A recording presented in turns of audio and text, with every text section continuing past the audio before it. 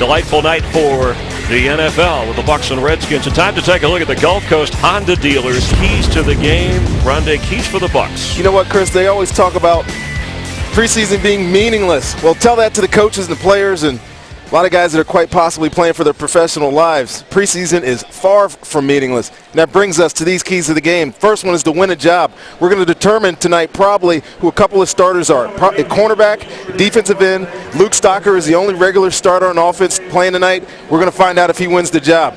Also, fighting for your life. Depth wins titles in the NFL now. We're going to find out who makes this team and who continue to live on their NFL dream. You also got to find out which one of these second-line guys are going to provide depth for this team throughout the season, because we know injuries are a problem in this league. Lastly, something special. You got to determine who the specialist is going to be. The kicker, whether it's Dempke or Lindell, who's going to be the returner? Is it Eric Page or someone else? And whoever else is going to be down covering kicks. These guys make up 1/3 of your roster, and this is their biggest night to shine. Talk about some of those guys making a team. Free agents like Ernest Graham from the past, Shelton Quarles, even Cecil Johnson, who made their dreams come true. Who will it be tonight before that roster cut? Let's head to the sidelines. Dan Lucas with the Bucs injury report, and brought to you by your Southeast Toyota dealers. Hi, Dan. Good evening, Chris. The names pretty much the same from last week on the injury report tonight. Lawrence Tynes and Carl Nix still out, obviously. Chris Owusu still nursing that ankle. Danny Gore has surgery on his groin, although Greg Schiano thinks he could come back at some point. Eric Lorig is out with a calf. Let's send it back to you guys.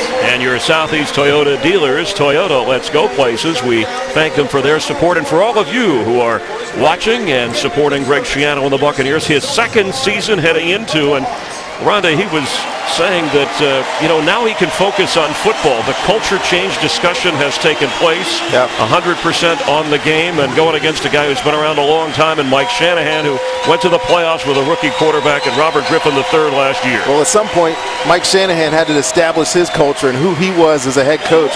And once you get your guys to buy in, and Mike did that in Denver, he seems to be doing the same thing in Washington. I expect Coach Schiano to have the same type of results. He made a big culture change. He wanted to implement his style, and I think he's done a good job of that.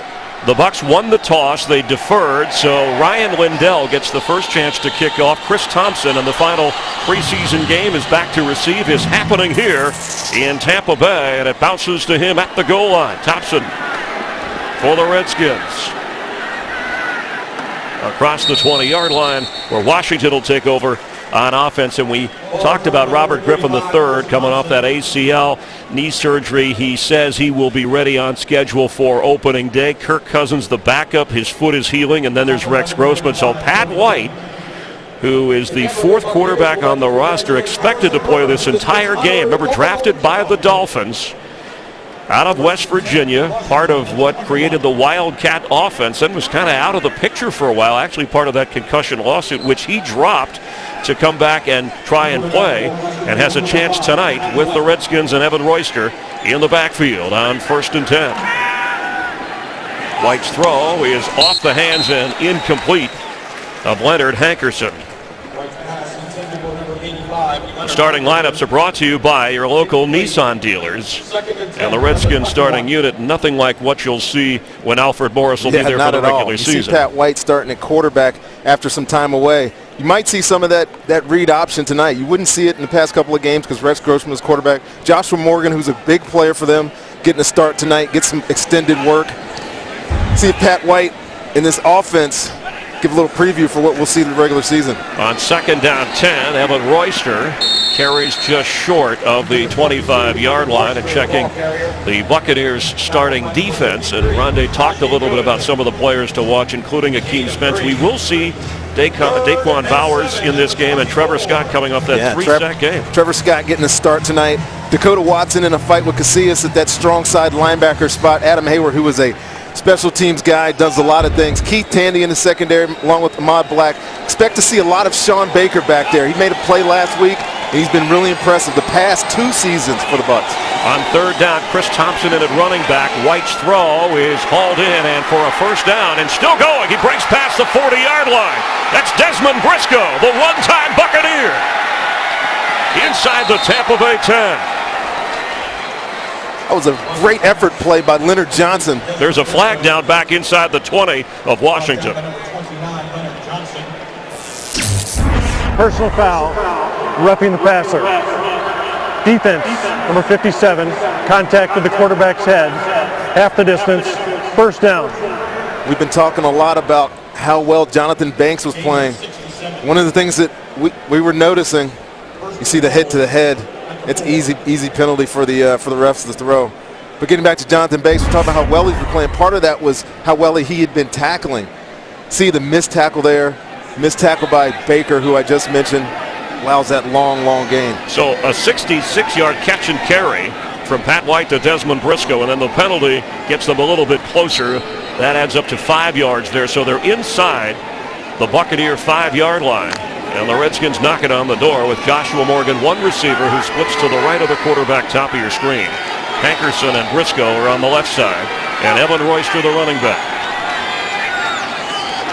Royster gets the carry straight ahead through the pile, and no signal yet. He stops short of the goal line. We'll call it a 3-yard pickup. Certainly not a way you want to start the game by giving up an explosive play. You know, last week, Miami methodically marched down the field, but they held tight in the red zone. This is another opportunity for Tampa Bay's defense to see if their red zone defense is as sound as it was last week. And that offensive line on second down goal. Evan Royster the carry and met hard, but his second effort touchdown. Redskins, Royster in the end zone.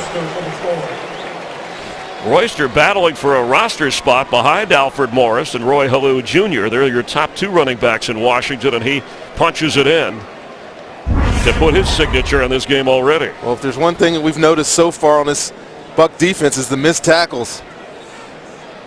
Had them wrapped up, had them high. One of the things you want to do in the red zone is tackle them high so they don't fall forward for yardage.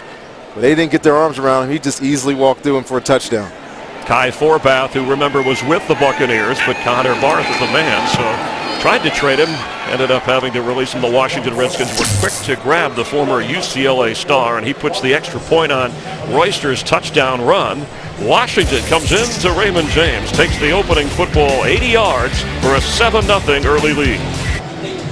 Rondé Barber, Chris Myers, Dan Lucas on the field as we welcome you back here to Tampa Bay, and the Redskins, who in their 3 previous preseason games have victories over the Titans, the Steelers, and the Buffalo Bills, and have an early advantage here. Of course, the Bucs losing their first 2 in the preseason before rallying to beat the Dolphins in Miami last weekend. And there is Forbath, who is really one of the best kickers in Redskin history in the last couple of decades. Yeah. And Buccaneers couldn't hold on to him. Eric Page back to return, and it appears he has won the Buccaneer return job. You know, it'll be interesting to see if he holds on to this job after the preseason. I think he's averaging 30 yards per kick. There are flags down as Page took it from deep in the end zone, and he's showing some jets here. He's going to go all the way down to the 1-yard line. What a return, but 2 flags back inside the 25, inside the 15 of Tampa Bay.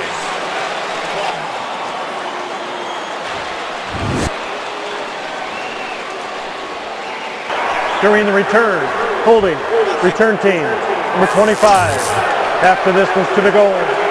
First and 10, Tampa. The call on rookie Mike James that spoiled what would have been a spectacular return by Page. Yeah, you want to answer to that quick scoring drive by Washington. One way to do it is to get a great return.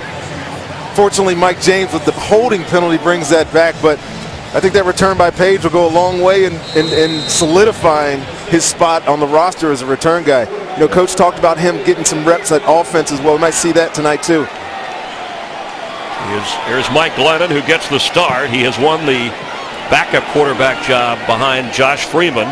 3rd-round draft pick, the rookie from North Carolina State. Rolling in his own end zone. And sideline throw to Tyquan Underwood. In the backfield with him is Mike James as Doug Martin gets the rest. That was a no catch by Underwood. He could not keep his feet in bounds in our Nissan starting lineups. As you see the 2 in the backfield again, going with the 2 tight ends. Yep, 2 tight ends will probably be something we'll see a lot of this year for the Bucs until their fullback gets healthy. Luke Stocker, Tom Crabtree both getting the start tonight. important on the offensive line is pay attention to Gabe Karimi playing left guard. Second down, and that's incomplete. James having a rough start in this game. It'll be 3rd and 10, backed up at their own 7-yard line. And the Redskin defense, unlike, again, what you will see when they open the season a week from Monday night against the Eagles, brought to you by Nissan.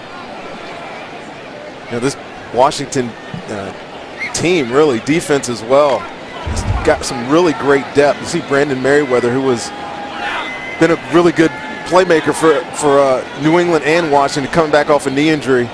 He's talking to their coaches on the sideline. He'll probably get some extended playing time tonight for that secondary. James under pressure and incomplete. There's a flag down at the goal line where Glennon went down. Excuse me. Kevin Ogletree was the intended receiver. Personal foul, roughing the passer. Number 98, defense. Contact with the quarterback's head. 15-yard penalty and an automatic first down. These roughing the passer hits to the head. It's the easiest call for an official to make. I've seen one on each team so far, and I know it's an emphasis. We see the video every single year prior to the start of training camp about what will be called. Can't believe that it's been called twice already in this game.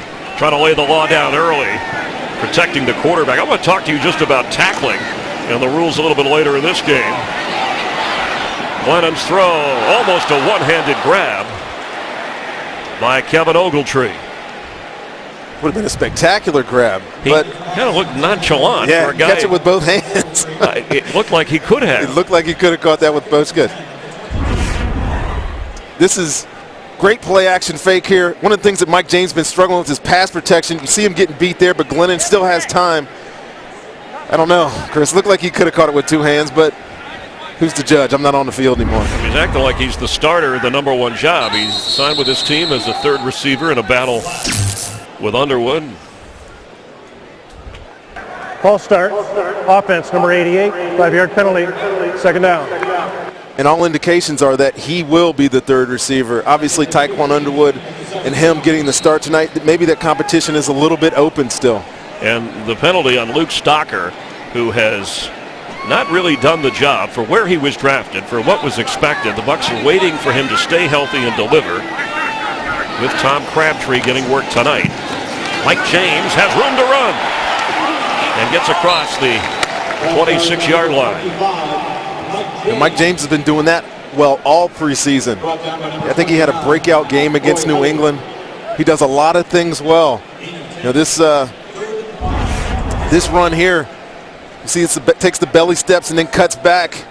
Great block probably on that side by Gabe Carini because it went through that A gap. If Mike James can get more detailed and more solid in his pass protection, he's a very viable option for that second back. On third down, this is Glennon. Batted incomplete. It'll be fourth down. Philip Merling got the batted pass for Washington on defense, and for Glennon, who in the preseason had 3 touchdowns and a couple of interceptions, but has been one of the bright spots, as you talked about in the open, Rondé. A difficult series all the way around, starting in the hole after the penalty. Took away a return for a touchdown from Page. The penalty, the drop pass, not necessarily that it was a drop pass, but plays that keep the momentum of your team going. Chaz Henry with Michael Kanan, the regular punter, being given the evening off. A wobbly kick. Chris Thompson falls at the 35-yard line, where Pat White and the Redskins will take over. For the second time tonight, Washington back on offense with a 7-0 advantage against your Bucs.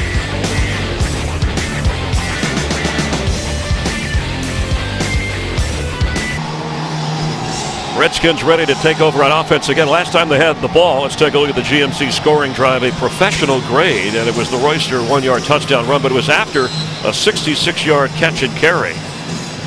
Desmond Briscoe from Pat White. And tonight's high-definition game is brought to you by Bright House Networks. Hello from Bright House. From the 35-yard line of Washington, Royster remains the back. White's throw is hauled in by Joshua Morgan. Make that Briscoe. And Briscoe fights near the first down marker. And that's one thing Desmond Briscoe does really well. He did it well when he was here for a couple Holding years. his shoulder there when he got up. Yeah. There. Hate to see him get hurt because he looks like he is going to earn a roster spot there, probably their last receiver. Those little screen plays are just extensions of the running game. You get the right count in the box, got enough guys inside the box. Feel like they have a favorable matchup, you just swing it out there. It's an easy completion. He picked up 9 and left the game as Royster tries to get the first down, slips another tackle, then falls forward for the first down. Like Gary Gibson had a chance for a tackle for loss there. And then DeQuan Bowers couldn't finish him up. Bowers, who did not get the start, Daniel Teo-Nessheim did at that end spot, and Bowers, number 91, in the game now, and indicating that he's been challenged more by the Bucs coaching staff, says he actually needed it. Fresh set of downs from just beyond their own 45. Pat White, middle of the field, high and incomplete. Oh, tips and overthrows, Coach. Tips and overthrows. And intended for Lance Lewis. He came in when Desmond Briscoe, left with a sore shoulder. See the play action pass here. Tons of time. Just a bad throw, or a loose throw, kind of high. Ahmad Black. Oh, those are the ones you want. Those are the easy ones. That's it. You sound like that defensive back, that position you once played. See that ball hanging in the air, you want to get there. You only get so many of them off great plays. A lot of them come off tips and overthrows. On 2nd and 10, here's a little read option, and there goes Pat White. Like his days at West Virginia and when he brought the Wildcat to the Miami Dolphins. He's always been good at this. In fact, Greg Schiano, when he coached at Rutgers, never beat Pat White and never beat West Virginia. He said he was the fastest guy he's ever seen on the field. 2-0 in games that he started and 3-0 in games that he was involved in. And a 4-year starter at West Virginia. And 4-0 as a starter in bowl games. Royster cuts inside and stopped just short of the 36-yard line by Ahmad Black, or he might still be running. They're just not getting a lot of penetration, a lot of movement up front. Some great blocking by the fullback there to spring him. Ahmad Black was actually on a blitz right there, came all the way back, chased that play down from behind. Another impressive drive by Washington. 2nd down 2, just over 9 minutes to go in the opening quarter. White open, dropped by Fred Davis, the starting tight end. An impressive year by the Redskins when you figure last year he had suspension time, injury time, and they still were able to survive without him much of the year. Yeah, you know the way Robert Griffin played, the way Alfred Morris played, they really got to expect them to be even a little bit better this year with the return of Fred Davis. Alfred Morris, the star runner from Florida Atlantic, the rookie, resting tonight. The starter, the workhorse, 13 touchdowns last year for this team. Keelan Williams carries here, and there's a flag down. Also part of the backfield for Washington is Chris Thompson, the rookie from Florida State. You've seen him return as well. There is no foul in the play. Okay, pick up the flag. There is no penalty.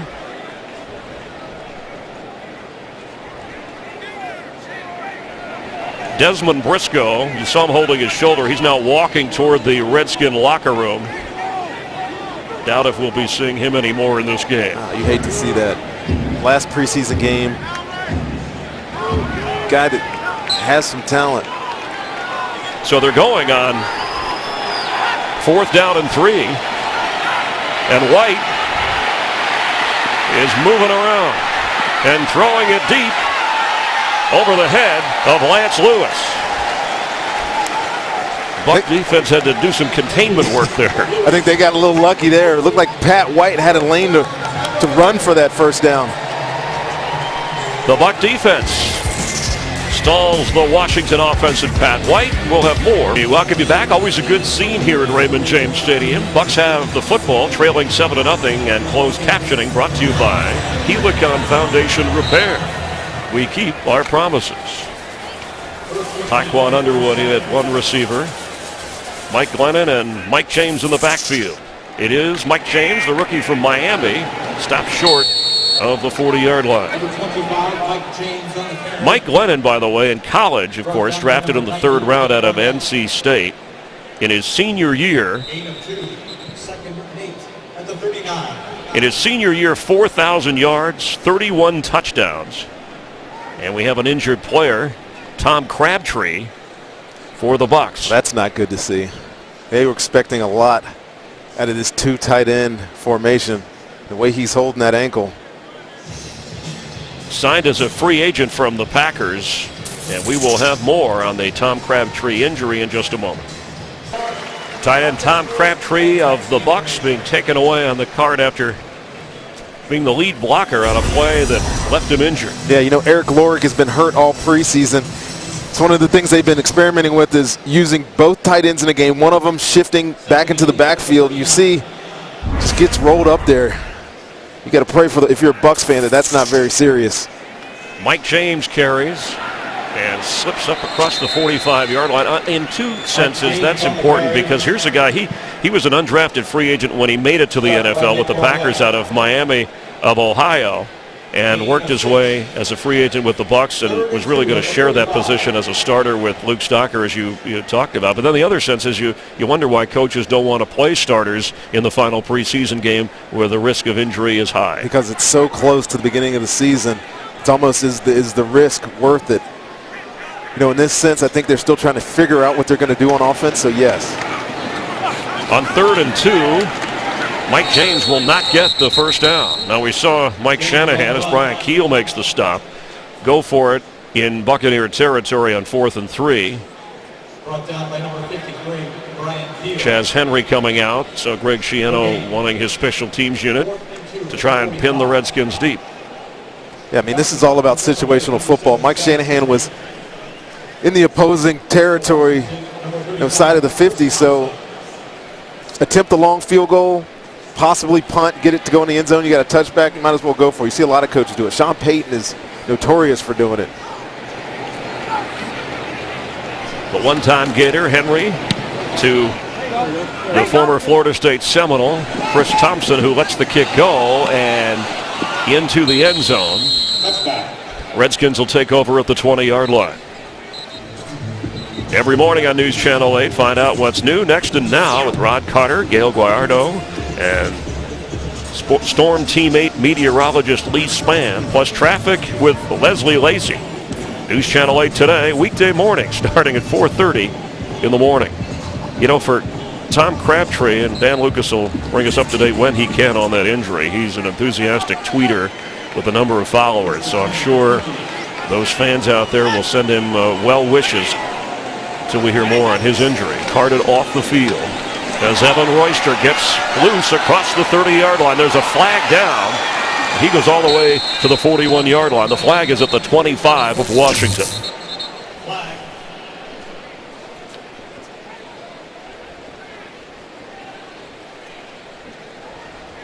Royster.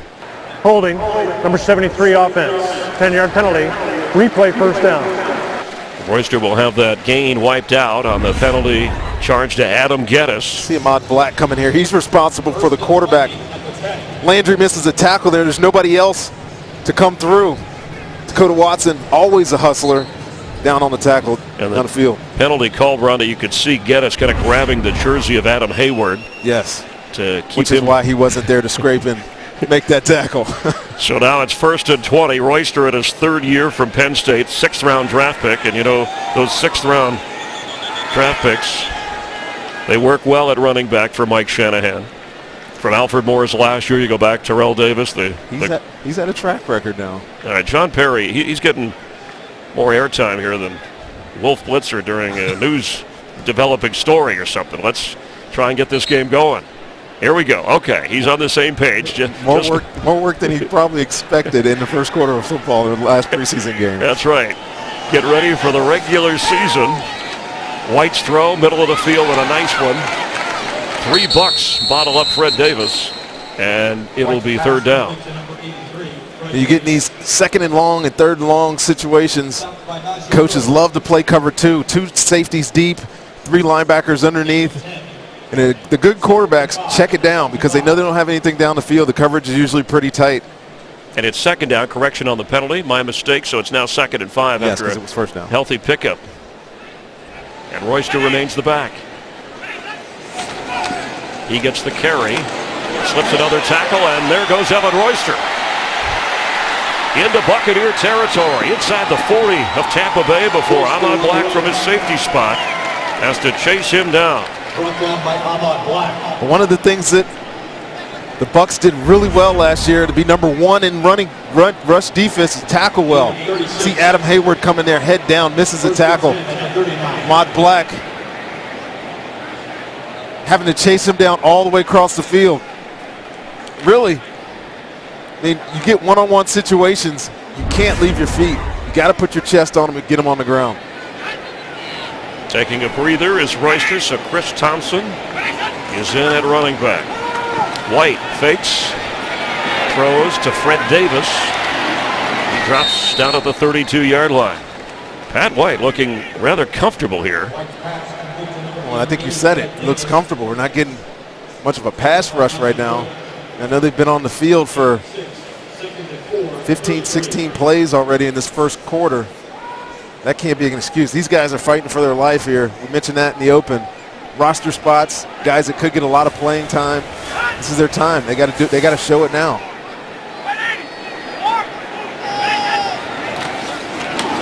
Thompson carries, and Chris Thompson with a big hole.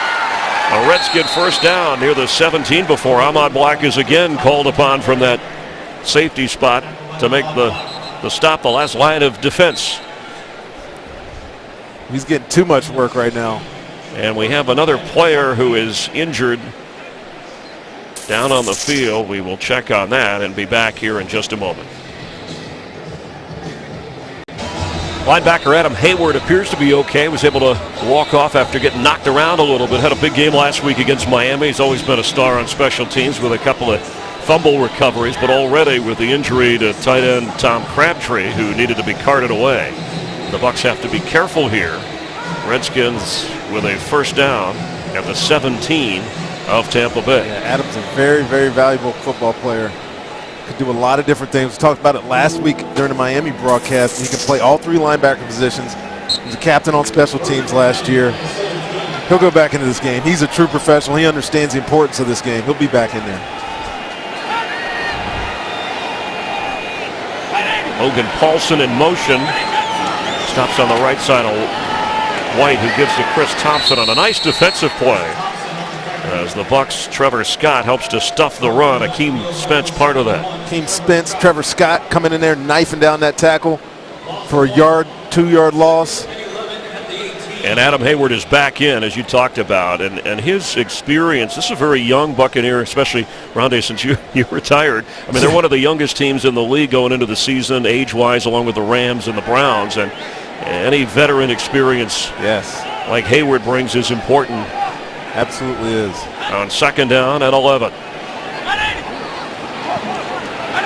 Evan Royster back in at running back. There's a flag down. White's pass is complete to Leonard Hankerson.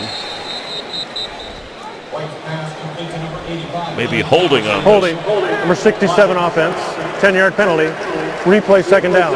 Josh Laribas, backup guard behind Corey Lichtensteiger, got the call for Shanahan's team. So a good defensive play and then pressure from the defense, maybe contributing to a penalty. He's still got a lot of time. Maybe them holding them is preventing us from getting a pass rush right now, but Pat White seems like he's standing in a dance studio just waiting to find the right partner for him to throw the ball to. On second down at 21. Fires it and caught. Joshua Morgan with the grab again. Since Briscoe went to the locker room, we have not seen him for the Redskins. And we will not see the other starting receiver along with Joshua Morgan, Pierre Garçon, who will open the regular season for the Redskins when Robert Griffin III is there. Leonard Johnson on the play. So it brings up third, and we'll call it 16. Need to get all the way down to the 7-yard line for a first down. Yeah, third down's battle for the sticks here. See them defending that 8-yard line or so, 7-yard line or so. Keep everything in front of you. Make tackles. White's throw is caught at the 20, well short of the first down. That's Hankerson, and the Bucs were there to smother it, keep him from gaining anything. So the field goal unit trots out. That's winning on third down is crucial in this league. On defense, if you can keep it around 32%, there's a good chance that you're playing winning football. Set up a field goal opportunity. Sorry, Chris. Set up a field goal opportunity for the Redskins. Pat White, 6 out of 10 for 100 passing yards. Adam Hayward made the defensive play, so Kai Forbath will try a field goal of 37 yards.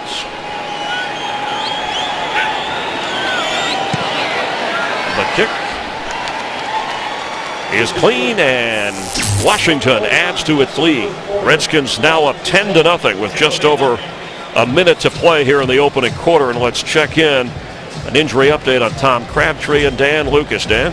Yes, Chris, bad news for Tom Crabtree, injured ankle. He will not return. Adam Hayward did, by the way, come back into the game.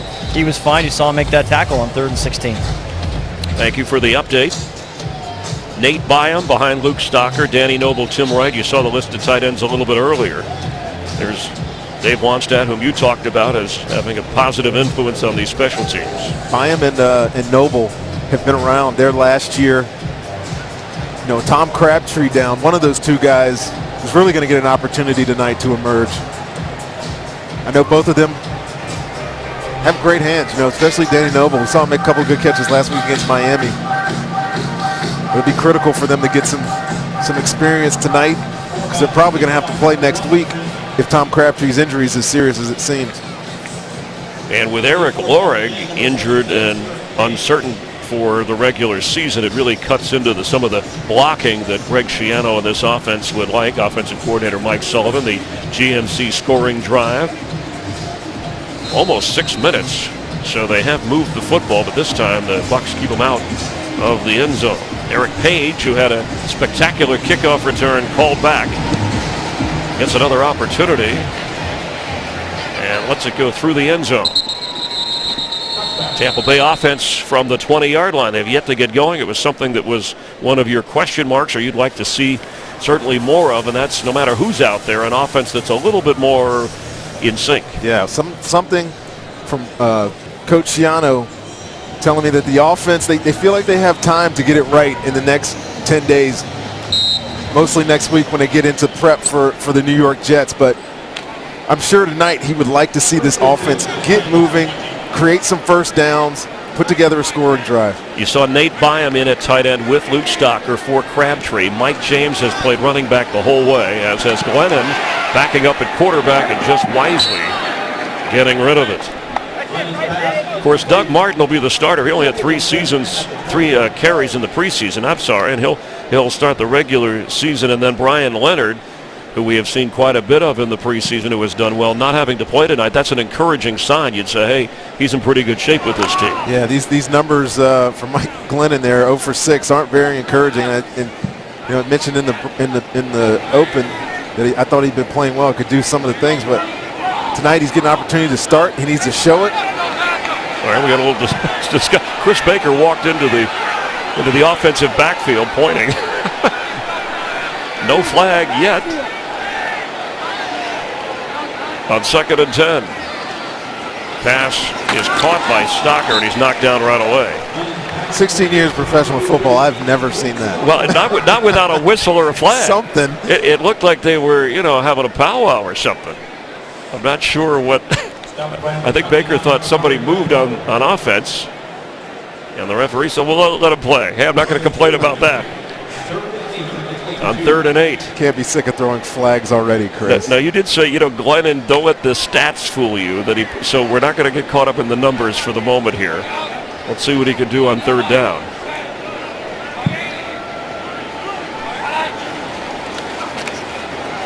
From the pocket.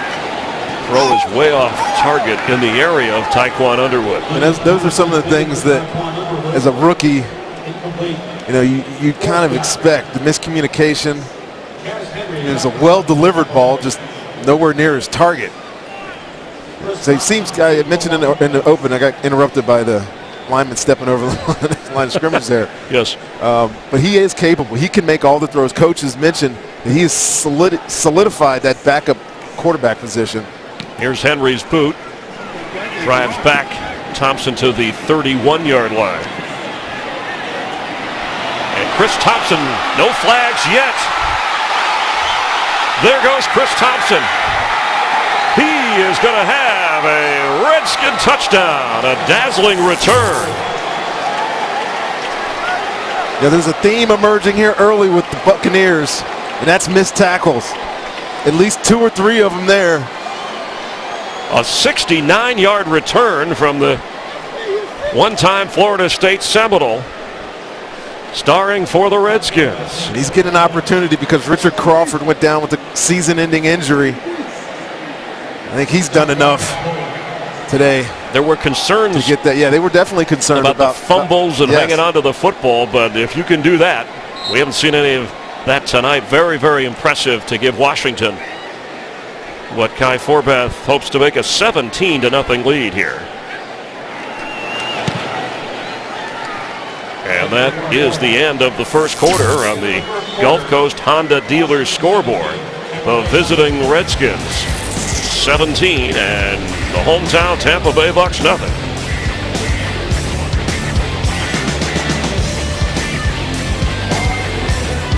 We welcome you back. Start of the second quarter along with Rondé Barber, Chris Myers, and glad you're watching. Washington Redskins so far, impressive display. Special teams, offense, defense, all the way around. They have a lot of depth on this team, and it's showing against our kind of lack of depth on the Tampa Bay Buccaneers. You know, the team looks a little flat. There's not a lot of energy there. You know, I know it's the end of training camp and the end of the preseason, but somebody's got to spark this team. Hopefully it starts right now. Eric Page looking for a spot and slips a tackle up to the 23-yard line. You've been in a locker room as recently as months ago with Greg Schiano. What's he like in the locker room? You know, he has a very, very calm demeanor. You know, his message is always clear. And I think guys respond to that, you know, because there's no second guessing. There's no doubt about what he wants from his players and from his football team. We talked about him changing the culture, which I think he did. I think he went a long way of accomplishing that last year. Now that's got to be coupled with some wins in his second year as head coach of the Tampa Bay Buccaneers now. Peyton Hillis is in at running back, and Hillis trying to get outside and gets across the 25-yard line. The veteran from Arkansas, former Bronco, Brown, and member of the Chiefs, in a battle with Mike James. Really, you look probably for that third running back spot with the fullback Eric Lorig injured. And you mentioned that Brian Leonard, haven't seen him tonight, and you said it. I think that's pretty comfortable feeling for him if he's not playing, that he has made the team. So the third running back, Mike James or Peyton Hillis, you got to imagine that that'll be decided at some point today. And a chance that the Bucs could keep all three. Lennon's throw, Tyquan Underwood knocked down right away. It'll bring up third down, meaning Leonard, James, and Peyton Hillis. But you saw James struggle a little bit early with a penalty and a drop pass. As for Hillis, a good opportunity for him. He's run well when he's been given the opportunity. Remember at Arkansas, he was part of that backfield with Darren McFadden and Felix Jones. He has had a lot of good years in the NFL. I know he's kind of on the downturn now, fighting for a roster spot on this team. But I remember him in Cleveland. Remember him in Kansas City. With the Kansas City. He still has something in the tank. He's going to try to prove it to the Buccaneers during this preseason. On 3rd down and 4, Glennon. Bad pass. And he had Underwood standing near the first down marker. Glennon, this is the least impressive he has been in a preseason game so far. Yeah, you know, one of the things that impressed me about him was his composure through these first 3 preseason games. He looks a little out of sorts, a little skittish. I mean, that was almost like a jump pass that landed 2 feet in front of the receiver. Now, part of it may be Rondé, who he's playing around. Obviously, reserves in the offensive line and in the backfield, but he himself is a reserve. Yes, has to step up. The punt driving Thompson back inside the 25, and this time they keep him from dashing toward the end zone. Redskins with a 17-0 advantage. a chance to go undefeated in the preseason. And they'll be on offense when we continue. And the football, just over 13 to go in the second quarter every night at 11 on News Channel 8. Get the most up-to-date news, sports, and weather. Steve Jervy, your meteorologist, and Lucas, every night at 11 on News Channel 8. And it looks like Desmond Briscoe is back out of the locker room, headed back over to the Redskins sideline. That's encouraging news for Washington. Evan Royster remains the back. Pat White tipped and nearly intercepted, but Najee Good made the play, the former West Virginia linebacker. Really good zone drop there by Najee. Pat White looked comfortable moving around in the pocket. This is really a bad throw when he tries to force this down the middle to, I'm not sure who was throwing it there too, because there's really nobody in the area. Almost got the tip off the interception there. There is Desmond Briscoe checking his shoulder. Here goes White. The read option he keeps. It's up near the 35-yard line. Something interesting about this read option, and for the Buccaneers, this may be an advantage, seeing a guy like Pat White, who, with the Wildcat offense in Miami, David Lee was there, and now he's the offensive, I should say the quarterback coach in New York with the Jets. Yes. And I think we might see a little bit of that against the Bucs on the opening weekend. Well, you got to imagine if Geno Smith is a starting quarterback for the New York Jets, then you will see it. Not that he did a lot of it in college, but with him there, up there, working with quarterbacks, you got to imagine they'll be preparing for it somewhat this week. On 3rd down and 4, White's throw is intercepted. Picked off, and there goes Najee Good, and he is going to have a Buccaneer touchdown. There's a spark.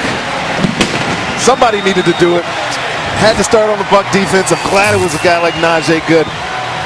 Backing up Mason Foster at Mike linebacker tonight. Had an opportunity 2 plays ago. Sealed that one with that interception for a touchdown. A 37-yard return for the score to get the Bucs on the board. See Pat White, plenty of time in the pocket. Najee just reading his eyes. Stepped right in front of that, an easy trot into the end zone. Gets the Buccaneers back on gets the Buccaneers on the scoreboard for the first time tonight. A star at West Virginia with Keith Tandy, and I recall Greg Schiano talking about, I couldn't beat those guys when I was at Rutgers. That's the reason I drafted them, to bring them here.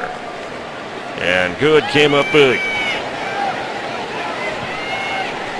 Eric Dimke, the rookie, with an extra point that is not good. That's the first miscue he's had in the preseason. Yeah, and that was one of the things we talked about, establishing the kickers. That's not going to go very good for him. There's still a lot to be decided, but for Pat White, it was not good.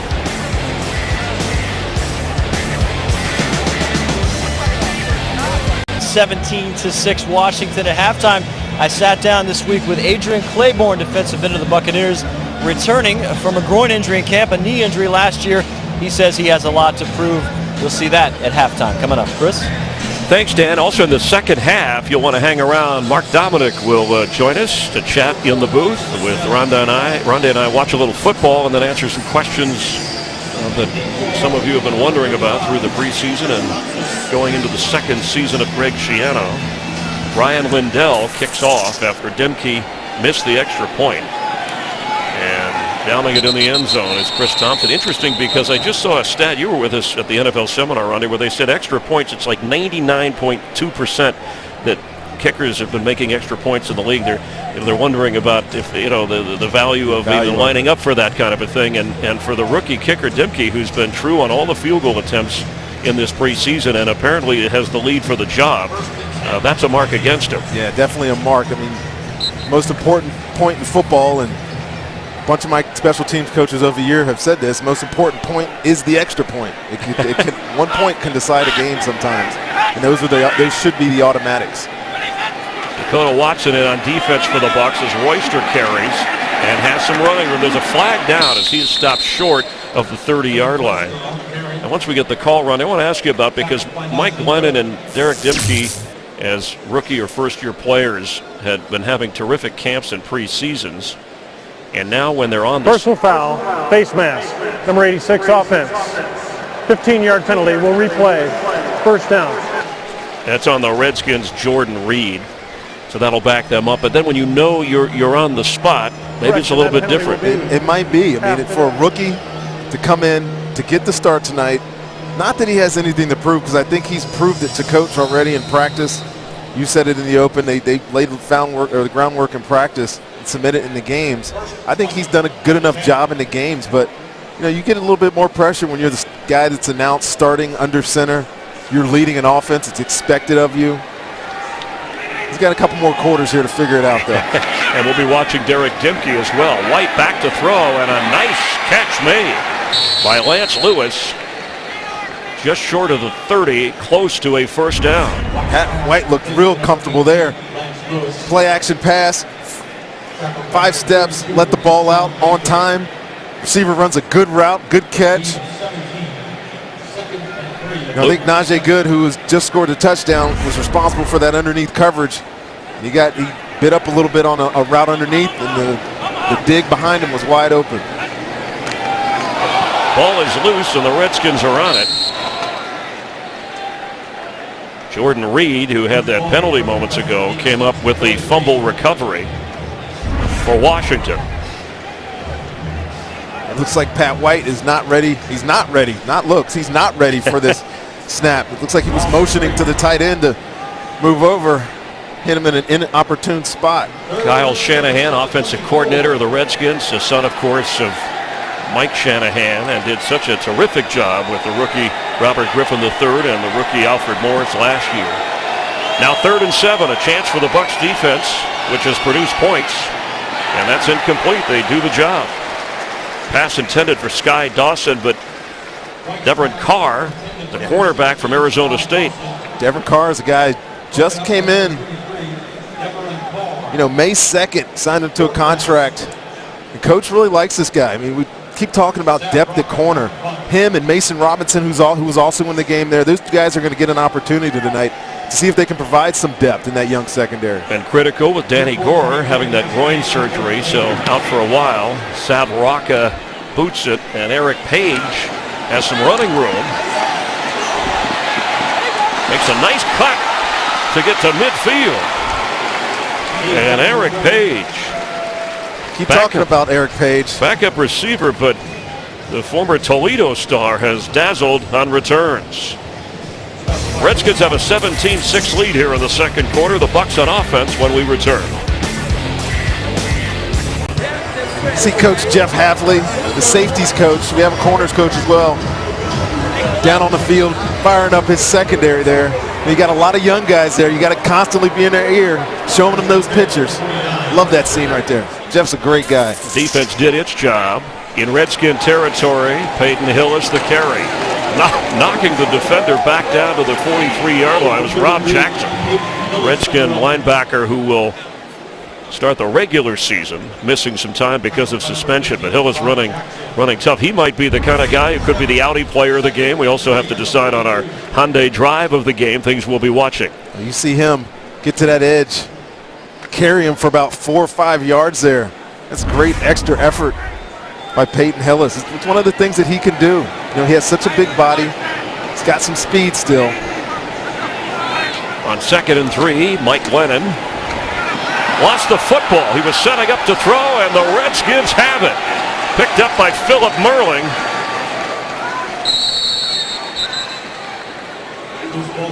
The shaky night continues, Chris. He had time. It looked like that windup took a while, and the Redskin defense just took it away from him, and Merling scooped up the fumble. Well, it's a 3-step drop here by Mike. Ball should be out. He had Tyquan Underwood. He was waiting for him to go through the second window, to go through the linebackers instead of letting it go right off the start, and he looked like he hit his own guy. Like the ball flipped out of his hand off the shoulder pad of his own guy. Yeah, Cody Wall, as the pressure came over on that side, the backup lineman. Turnover, protect the ball. That's one of those mantras of Greg Schiano. Redskins with a takeaway and have a 1st and 10 in Buccaneer territory. Chris Thompson, who has the punt return for a touchdown, the back. And he gets the carry from Pat White inside the 45 of Tampa Bay. Khalil Glon out of Rutgers, the free agent, with the tackle. You talked about one of his mantras. That is his only mantra. The ball. It is the program, as he says. You got to treat it with reverence. Win the turnover battle, you absolutely give yourself a chance to win every football game. Quick snap on 2nd and 8. White being chased, throws incomplete. In and out of the hands of Thompson. It'll be 3rd down. Opening drive, the Redskins march 80 for a touchdown. Second time they had the ball, they moved into field goal range but failed on 4th and 3. A punt return by Chris Thompson had him out to a 17-0 advantage before Najee Good, backup linebacker to starter Mason Foster, ran an interception in for a touchdown, but Derek Demke, the rookie, missed the extra point. That's where we are. White, and a nice catch made as he falls down and was down, got up to run, but Sky Dawson has the catch for a 1st down Washington. Dawson from TCU, a free agent. You saw Keith Tandy in there come with the pressure out of the slot. Picked up well by Washington. Had enough time to find that receiver down the sideline. Good coverage, but a good throw and catch. 1st and 10. White has it. Wide open. Complete to Nick Williams. Got up and ran inside the 16-yard line. 1st down Washington. Again, Chris. See the Bucs struggling with tackling all over the field. Just your basic bootleg. Corner in the flat, supposed to be there to make the hit. For a 3 or 4 yard gain, he misses the tackle. He stumbles forward for another 10. Got past Mason Robinson, the Rutgers free agent initially. And now 1st down from the 16 of Tampa Bay. Evan Royster the carry. Straight ahead, there's nowhere to go. When you look at the Redskin quarterback situation after Robert Griffin III, it's Kirk Cousins, whose foot will be okay for the regular season, and then Rex Grossman. So Pat White, unlikely to be on this roster as a 4th quarterback, but he might be playing for a spot somewhere. Yeah, you think that this 4th preseason game, one of the more important things to do is to put film out there for everybody else to see. There's 31 other options for every team, for every player. So this is why this game is so important. I mean, we talk about it being meaningless a lot, but this is a really important game for a lot of these guys. Straight ahead, Royster. And with more of the read option coming into vogue, that's something that might create opportunity for White. There's Robert Griffin III. Yeah, I mean, I think it's an argument you can make whether it's here to stay or not. The Robert Griffin.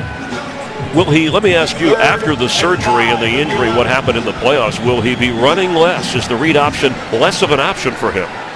I bet you he will be much smarter with what he does out of the pocket. I highly doubt we'll see him trying to make plays through the middle of the field anymore. Right now, Pat White needs to make a play on 3rd down. He's running straight ahead, is knocked back and tackled, so it'll be 4th down. The Bucs defense led by Jonathan Casillas in that starting linebacker battle with Dakota Watson you talked about. Been a pretty play. Very good play. Jonathan Casillas, penetration, it was a design run all the way. Carolina does a lot of this in the Bucs division. And quarterback power. William Goldston makes the initial hit. Yeah, Goldston in the game, bounces it out. Keith Tandy on the pressure there. Now you see that running back fit up inside like a fullback, and the quarterback run up behind him. It's just a quarterback power, just like a running back would run. 30-yard field goal try, and Forbath comes through once again for Washington, just like he did at every chance last year, only missing on 1 field goal, helping the Redskins get to the playoffs. So they add to their lead.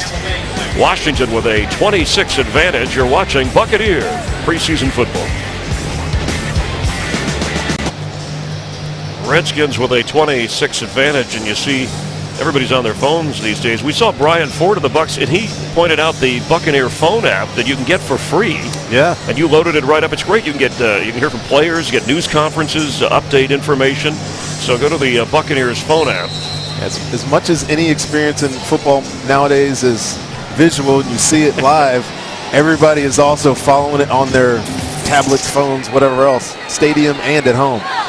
Kick goes through the end zone. Chief Operating Officer Brian Ford making sure Buck fans are as connected wherever they are. So get the free app, and our GMC scoring drive ends with the Forbath field goal. One thing you're noticing about these drives is the amount of time that the Redskin offense is chewing up against the Bucs defense. Yeah, the disparity in plays right now is pretty significant. The Bucs offense has got to get something going, whether it's through the air, through the ground. Got to sustain a drive, and that's one of the things that we talked about last week with Josh Freeman in that offense, is sustaining a drive. Peyton Hillis across the 25-yard line on a first down run. Mike James, the rookie draft pick, sixth rounder from Miami, got the start in this game, and Peyton Hillis getting his turn. Doug Martin and Brian Leonard line up as your 1 and 2 runners going into the regular season. Again, a lot can change, but we do know we'll go down to 53 on the roster, 53 players on Saturday. And look at the Redskin dominance of total plays. And for Mike Glennon, just 2 out of 10 in the passing department. So they'll run with Willis. Trying to move the pile forward. It'll be third down. They need to get across the 30 to the Bucs to pick up a first down. I think it's really important right now for the Bucs to get a first down. This is, what, 4 minutes left in the half, and they haven't sustained a drive over the 50-yard line. So this is, they got to get something going, whether it's a quick pass, whether it's a quick hitting run, get this first down, keep this drive going, get something positive on the field before they go into halftime. That's Tyquan Underwood in motion. Glennon under pressure, and the pass is complete, and hauling it in good enough for the first down was Nate Byam, the tight end. He's in that battle with Danny Noble and Tim Wright at that position. Yeah, I love this concept the Bucs have going here. It's just a quick step, buy him out of the backfield, lined up at fullback. Used to call this K2 when Gruden was here. Mike Allstott caught a lot of those passes, lined up at fullback out of the Buccaneers backfield. On first down, here goes Peyton Hillis. And tough just to get back near the line of scrimmage, staying inbounds as the clock continues to run. All 3 timeouts for both the Bucs and the Redskins. Mike Glennon, recruited by Greg Schiano to go to Rutgers, instead opted to go to NC State. Whereas we said he had a 4,000-yard season and 31 touchdowns. Also ran for 2 touchdowns in his senior season. Remember, he took over for Russell Wilson, now the Seahawk quarterback. Phillip Rivers, also a star at NC State. Fires that pass to Underwood. Starting to settle down just a little bit. He's really north of 6'6". We know Josh Freeman is that big as well, but he looks a lot bigger. You see him much more decisive on this 3-step drop here. Tyquan Underwood with the quick hitch. Ball is hitting him in the chest as soon as he turns around. You know, that's the timing. That's the rhythm that good offenses have. That pass is intercepted and picked off. David Amerson inside the Buccaneer 10. The rookie from North Carolina State. So much for that momentum, Chris. He had the guy open too. The option route, just high to the inside, intercepted. And Amerson, of course, the same college that we're talking about. Sure, they were teammates. He was drafted in the 2nd round. The Redskins want to improve in the secondary at the corner spot, and he came up big here. Yeah, you see he had Eric Page there open on the option route and just sailed the throw. The frustration continues for the Buccaneer offense. Royster dropped behind the line of scrimmage. An excellent defensive play by William Goldston, the 4th-round draft pick from Michigan State. I think he has a chance to shine a little bit. Goldston is going to be a player they're going to count on this year. He and Stephen Neens adding some depth. And that brings us to the 2-minute warning. The Redskins with a 26 advantage, and after the interception, trying to get more.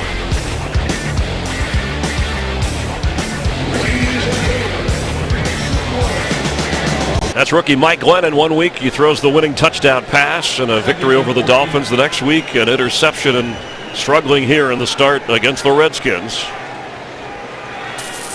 Washington, all 3 of their timeouts. Pat White's throw is caught. Jordan Reed down inside the 6-yard line. Running the football, Evan Royster, 11 carries for 59 yards, and the rookie Chris Thompson has carried 3 for 17. And Thompson has that punt return for a touchdown. The ex-Gator, Jordan Reed. Chris, you set up a 3rd and goal here for Bucs defense. They like to play lane coverages down here and just let the routes come to them. You see all 7 guys across here. Oh, timeout. And the Redskins. This is the first. Charge timeout, Washington. 30-second timeout. Please reset the game clock to 1:20. 1:20. Thank you. So I was saying about down here in the red zone, a lot of teams like to play lane coverages. They'll line basically all 7 of their defensive guys in a straight line and let the routes come through them. The other option is to bring pressure. I think the preseason game don't have a lot of the defense in. That's one thing to remember in these preseason games. You don't have your whole package in. So I think we'll see these lane coverages here and see if these Bucs defense can do what they did last week and win in the red zone again. And you see Sean Baker, Keith Tandy in that secondary, Cody Grimm on 3rd down and goal.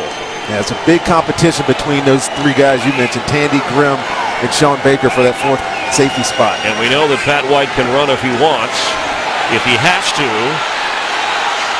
And White dives to the end zone. Touchdown. Chris, that's one of the things coaches always emphasize. No matter the quarterback is Peyton Manning or Pat White, every quarterback in the red zone is a runner. They have an opportunity to play breaks down to get out of the pocket. You see him get a lot of time here. Very bad ball security. Coach Shiano wouldn't like that. And just dive and get that pylon for a touchdown. The official right there waited to make sure. All scoring plays reviewed to be confirmed. Ruled a touchdown on the field. As Pat White shakes off the tough hit at the goal line. You know, Chris, I keep bringing this up, but one of the things that's happening here with the Bucs happened early on defense. It happened on special teams. See Keith Tandy in here, and they got to be off the field there. That's got to be a tackle.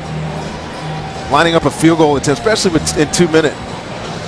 It was something the Bucs defense did so well last week against the Dolphins, even though they gave up yardage. When it came time, they kept them out of the end zone, and that allowed them to be able to come back and win that game. But the tackling just has not been very good in this final preseason game. Well, you see him. I think this is very evidently a touchdown, unless he stepped out of bounds there. But you can see Keith Tandy leave his feet and dive. When you don't bring any power when you tackle like that, at the very least, he's got to get his head across the direction that the quarterback is going. Make him cut back, get his chest on him, get his arms around him, and bring him to the ground.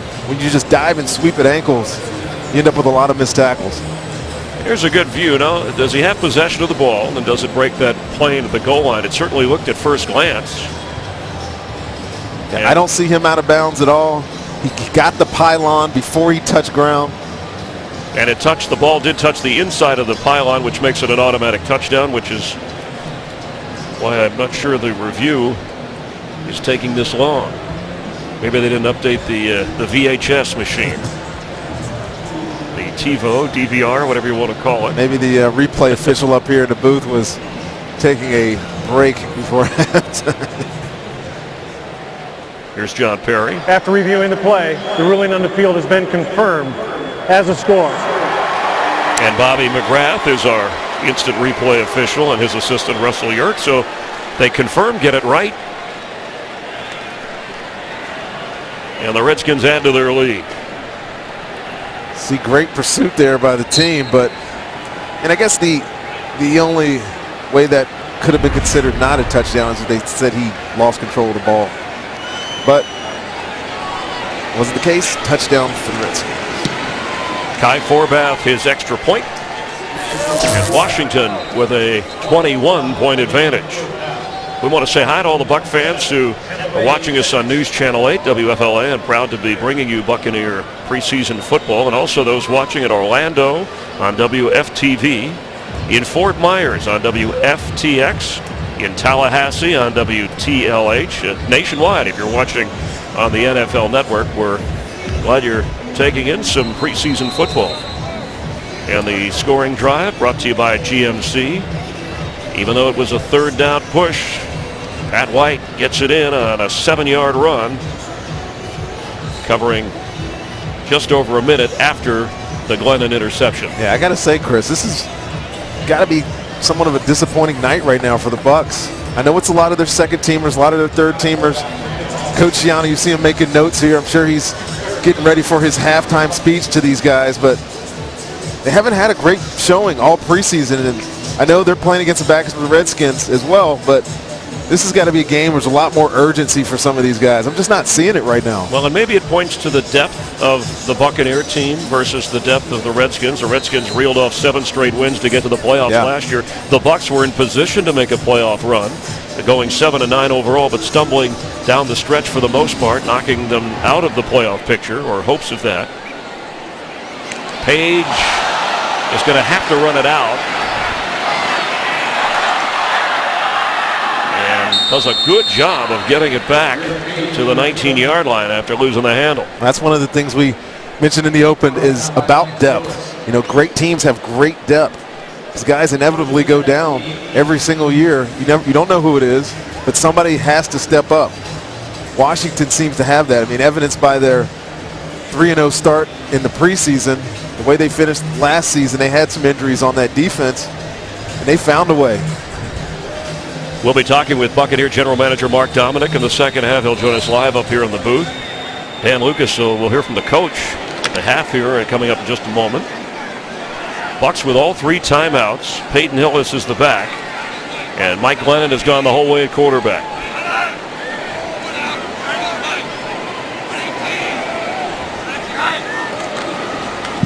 Hillis.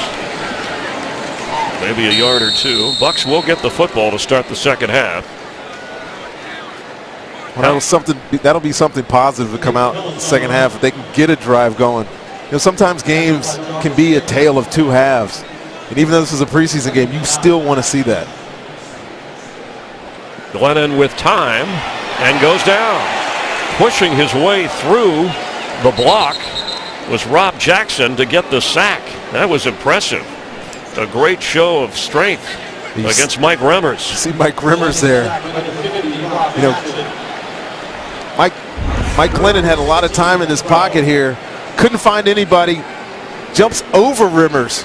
That's a 2-man sack there with it. That's a pretty impressive sack. I know Mike Remmers is saying, "Get rid of the ball, Mike. Get rid of the ball." I think the Bucs will let this run out and go to halftime. Redskin defense with a resounding note, and let's check in down on the field with Dan Lucas. All right, thank you very much, Chris. Coach, young players teaching points, but players also playing for jobs tonight. Your thoughts, some execution? Some things did go well. Najee Good gave you a play on defense. Yeah, there's one bright spot, but we're not playing very well, and young guys want to make the football team. This isn't the way to do it. You're going to get the football here. Do we see more Mike Glennon? I know he's trying to battle here to get a drive going here. Do we see him a lot, a little, or not at all in the second half? We'll see him some more, but not probably see him some more, but not because of the way he played, good or bad. That's just the plan. Thank you, Coach. All right, Chris, back upstairs. Thank you. Greg Schiano has referred to sticking with the plan. I know he's not happy with the results tonight. We may see Dan Orlovsky, the third-string quarterback in the second half.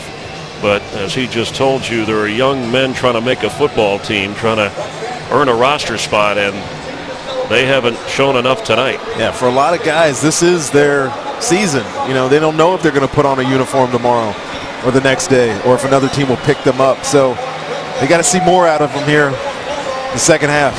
Dan Lucas will take us through the halftime. Rondé Barber and I back to start the second half when the Bucs do get the football. Mark Dominic, GM of the Bucs, joining us then.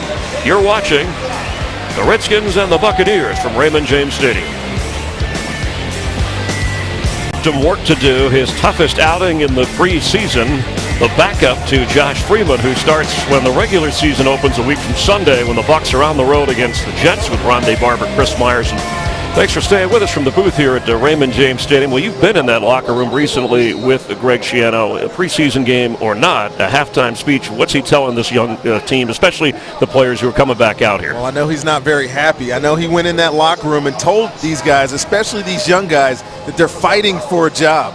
You come out in this last preseason game, there's not a lot on the line other than you're playing for your life in the NFL. They got a lot of work to do, a lot more guys they need to figure out who are going to be on this football team. Hopefully they have a better showing here in the second half. The roster from 75 players by Saturday to 53. Darrelle Revis, who we have not seen at all during the preseason, the biggest and most important offseason acquisition for this Buck team.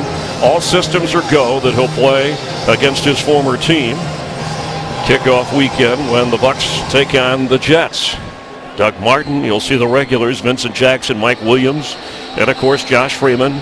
Rondé and I will talk more about him. And the Redskins will have Robert Griffin III when they play Monday night to open the season against the Eagles, a week from Monday night. Start the second half. Eric Page is back and has had a good evening returning the ball and is bringing it out. We're just watching Eric Page here these last two games. Oh, this isn't Eric Page. Jordan Norwood. Norwood just signed him this week, but receiver who had been with Cleveland and Philadelphia from Penn State. to get back to Eric Page, one of the things I like about him is his suddenness. You see him stick his foot in the ground, make a guy miss. Great returners have that. Not necessarily a fast guy, but he can make guys miss. You can be very successful in your return games. So if Page has made it as the returner, the backup receiver, as Peyton Hillis carries, breaks a tackle, and gets up near a first down, one of the better runs we've seen from the Bucs tonight. You have Mike Williams and Vincent Jackson, then Ogletree, Kevin Ogletree, and Tyquan Underwood. There's your first four, correct? Likely four. If Page makes it, you got to assume that he'll get some reps as that fifth wide receiver. Now, what about Chris Owusu, who was terrific in training camp, but then got hurt, did not play that well in the preseason when given the opportunity? Yeah, you know, Chris Owusu, he's been hurt. He missed some opportunities in that first game against Baltimore. David Douglas had an opportunity to play the last two games because Owusu was hurt. He scored 2 touchdowns, so he's obviously an option for them as well at wide receiver. And Hillis carries for a first down, and at running back, Doug Martin, Brian Leonard, and if you saw the first half, rookie Mike James got a lot of the work before Peyton Hillis came on. Yeah, we're going to see a lot of Peyton Hillis in the second half.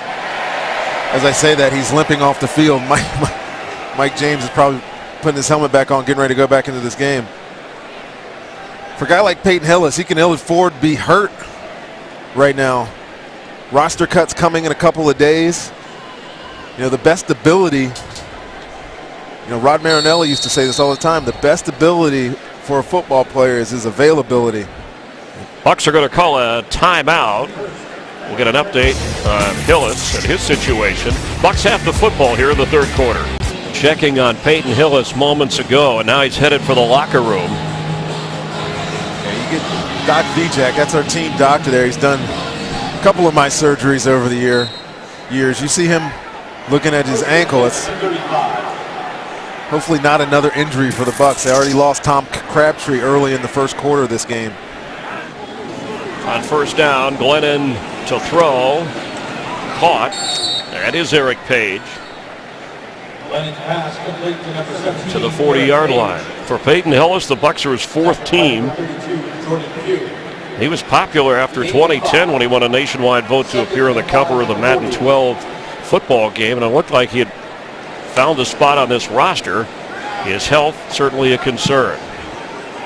You hate to say it, but he wasn't the same after that Madden curse. The jinx, right? That they talk about. Whatever it is. Tight end blocking in the backfield by him. Glennon throws and caught. Sideline catch inside the 36 is Jordan Norwood. And as you mentioned, just picked up this week. In fact, we had to check with Greg Schiano moments before the game to get his number. They had picked up a guy, Mike Shanahan from Pitt. Same name, obviously. You see, usually, I don't know if you noticed, but Bynum was in the backfield then. That's usually a spot reserved for a running back.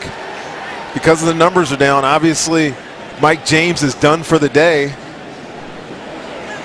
He's in the backfield now. I think Mason Robinson is in as a running back now, too. Number 46, who is a defensive back. You also saw David Douglas battling for a roster spot, and that nice pickup there, Rhonda, because Robinson is going to carry the free agent from Rutgers, who has an interception in this preseason, a backup corner. You know what they say, the more you can do. I used to carry water bottles out to practice when I was a rookie to make sure I had a spot on the team. And Mason Robinson comes off the field on 2nd down 10. Yeah, the player they picked up for Pitt, Mike Shanahan, and then they released him. No relation to, obviously, Mike Shanahan of the Redskins. Glennon, open. Page holds on. Took a shot there, Chris, and held on to that ball. It's almost in that range of a defenseless receiver, but he had to know he was getting hit. And this looks more like the Mike Glennon we've seen much of the preseason. Yeah, patience in the pocket, taking his time, going through his reads, finding the open guy, and delivering a strong pass here. God, you can hear that. Shoulder pad to shoulder pad. Great job by Page holding on to that ball. And here goes Mason Robinson. I wonder if he knew he was going to be carrying the football. Obviously, you didn't know about the Peyton Hillis injury. Doug Martin and Brian Leonard not in the plan to play tonight. Yeah, you got to wonder if this was part of emergency plan in the second half. If, hey, one of you guys get ready to play running back. I mean, I'm pretty sure he's trying to figure out how to play corner on this team. I can't imagine him taking snaps at running back as well. And this is one of those players that his job is on the line tonight, along with Jordan Norwood. Robinson will bring up 3rd down. We talk about it constantly with Greg Schiano's offenses. Once you get inside the red zone, he loves to run the ball. You know, for a guy that doesn't play back there, he looks real natural lining up in that eye back. Hands on the knees, ready to take that carry. He's probably thanking him right there. On 3rd and 7. Running into the game is Danny Noble, one of the backup tight ends.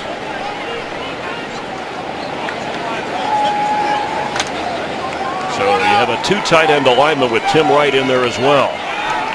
Noble at Toledo, of course, Eric Page from that school as well. Pass is incomplete.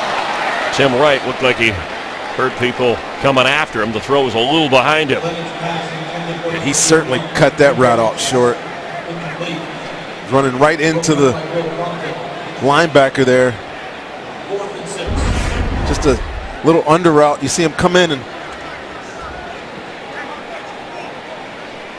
drop it before he got hit. Derek Demke, who has not missed a field goal, but he did hit the upright on an extra point tonight. The rookie, who appeared to have the lead on the kicking job with Connor Barth out for the year, delivers from 30 yards. So the Bucs strike here in the 3rd quarter and now trail 27-9. And Ryan Lindell, the former Buffalo Bill, who was picked up to compete with the rookie Derek Demke, will kick off. Peyton Hillis was injured in that drive, and so we saw Mason Robinson come on and play some running back. He's had not a history, but he has had a series of hamstring injuries from 2011 back in 2008. Missed 3 games with Kansas City in 2012. We hope that Hillis is okay. Nick Williams back to return the kick for Washington. And watches it sail through. Rookie Chris Thompson had a punt return for a touchdown in the first half to help the Redskins pad their lead. And Pat White has gone all the way at quarterback for Washington. There's Darrelle Revis on the Bucs sideline, Rondé. I know you spoke to him. We're assuming everything stays on schedule that Revis, who has not played at all in the preseason, will be there for the opening Sunday against his former team. I think he will be. Everything seems to be on progress, I guess is the best way to say it. And he hasn't had any setbacks. And I think that's the most important thing for him. Jawad Jamison from Rutgers. Mason Robinson was in there running back 3 plays ago, right back out at corner. The Bucs come back on defense. Chris, that last drive I think was real important, even though they didn't get a touchdown out of it. Their last 2 drives before the half last 3 drives were a fumble, an interception, and -6 yards on that last drive before the half. So getting out and getting anything positive was, I think, a huge step for them in this game, second half of this game. The pitch to Jamison. Jamison's from Stark, Florida. I mentioned played his college football at Rutgers, a 7th-round draft pick. When you look at that Redskin running attack from Alfred Morris to Roy Halou Jr., and then we saw Evan Royster, Chris Thompson, and even Keelan Williams, one of those bubble guys for Washington. Just as for the Buccaneers, Sean Baker, the safety who has come up with big plays, including last week against Miami, and has been cut and brought back, a guy who looks like he can play in the league somewhere, but another guy on the fringe. All he does is make plays for us, Chris. Last year, he got cut, brought back before the Washington game last year, had 2 interceptions. Sealed that victory for us, and then obviously last week he had the fumble return that set up the winning score. Jamison with a catch and carry out of bounds for a first down. Carr ran him out up near the 45 of Washington.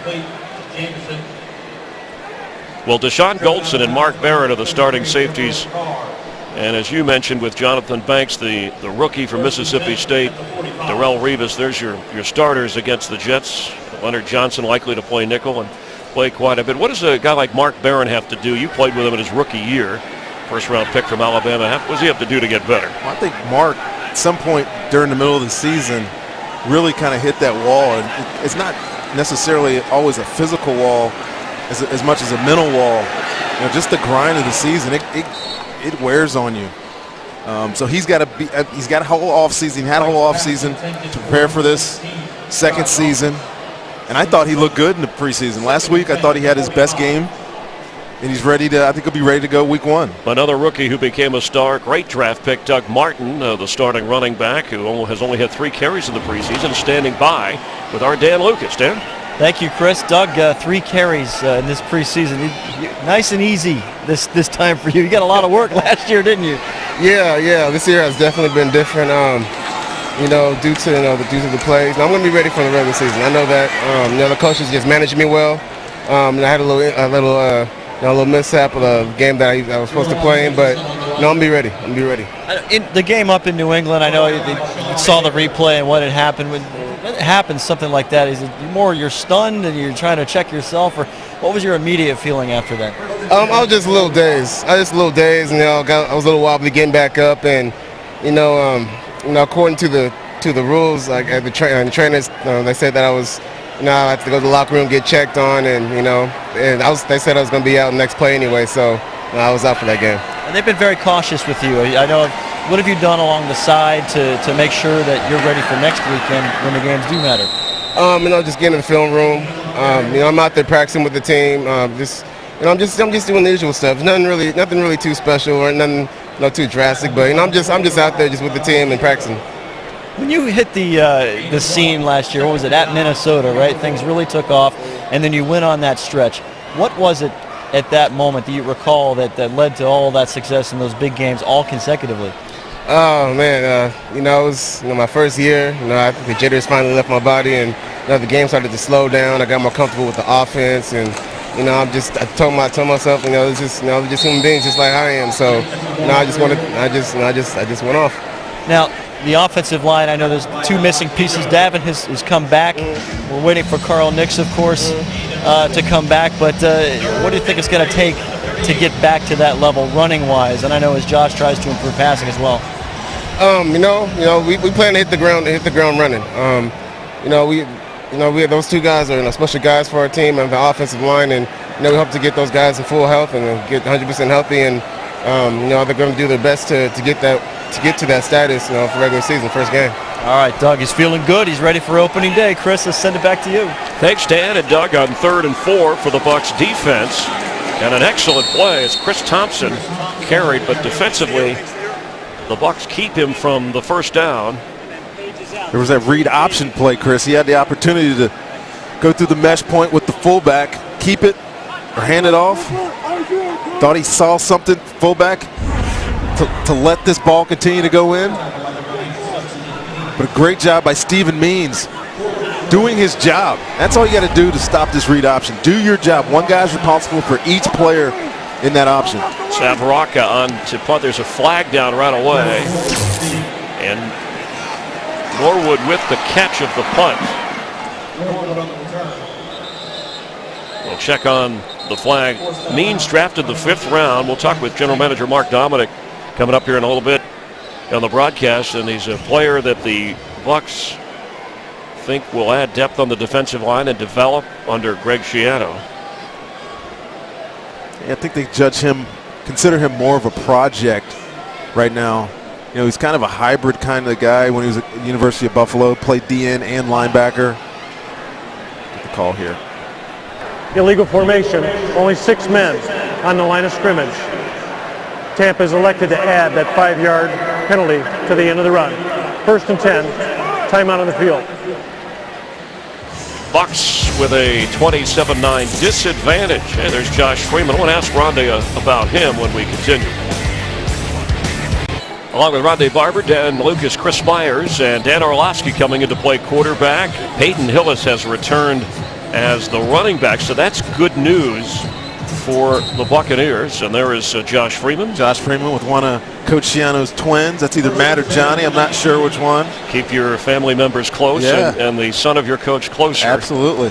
I want to ask you about Josh. I cannot tell twins apart, by the way. That's okay. Josh Freeman, with he has handled the criticism rather well through this preseason. Orlovsky to throw, and incomplete. And some teammates spoke up on his behalf, at Gerald McCoy, Mike Williams right away. Now he's taken the high road, hadn't said much no matter who's fired at him here, that he hasn't looked exactly sharp, but he is coming off a season where he had 27 touchdowns, 4,000 yards. Those are high marks for a Tampa Bay quarterback. Should a veteran, if you were on this team, Rondé, should a veteran speak up and say, hey, he's our quarterback, let's back off, so he doesn't have to do it? You know what, Chris? I'm really surprised that not a lot have. Maybe they haven't been asked about it. Maybe he's deflecting it so well that, they haven't been asked enough questions about it. But you saw Donald Penn standing right there. Donald Penn, who is, quietly becoming a leader on this team, he would seem like a guy that would come out and say it. I think Gerald McCoy did say something, but he's your quarterback. Donald Penn is relying on this guy and vice versa. So, I am a little shocked that more guys haven't come out and support. I know we had an interview last week that we aired with Josh and Vincent Jackson, and Vincent was very supportive of him, saying not all the things that went wrong were Josh's fault. So I think there is some positive there. It's just I think this market hasn't generated enough buzz about it. You hear the 2 or 3 guys that make bold statements about Josh, and just people around the country take it as fact, when in fact it's probably not all true. On 3rd down at 6, almost a one-handed grab from Orlovsky by David Douglas, and it'll be 4th down. And you saw moments ago Hillis hobbling off. There's a veteran who's doing all he can, even playing hurt, to try and make this football team.